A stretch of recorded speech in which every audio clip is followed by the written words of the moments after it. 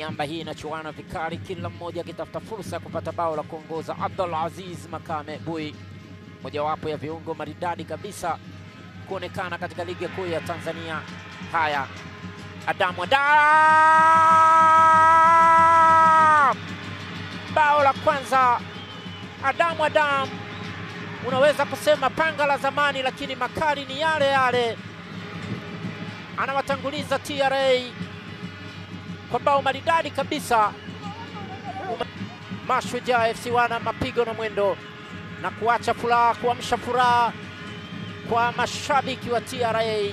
Ilitengenezwa akawekwa kwenye nafasi nzuri ya kumwangalia mlinda mlango Malimi Constantine, na anaweka ule mpira ndani ya nyavu. Ilikuwa ni moja kati ya nafasi nzuri, nafasi ambayo huwa mara kadhaa hazipatikani mara mbili kiwanjani. Nafasi kama hizi anaitumia vizuri, nafasi ya kuweka mpira ule ndani ya nyavu. Adam amekaa katika nafasi ambaye shambulizi Evod, nafasi nawekwa ndani huku. Hatari, wanasawazisha Mtibwa anasawazisha. Makosa ya walinzi wa timu ya TRA yanawafanya Mtibwa Sugar wanarudi katikati.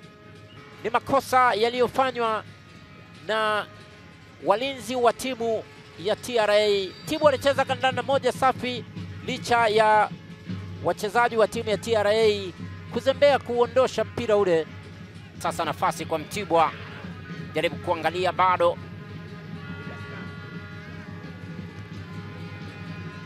Muhesa inafika tena, anaiomba tena. Muhesa anaweka mpira kwenye nafasi.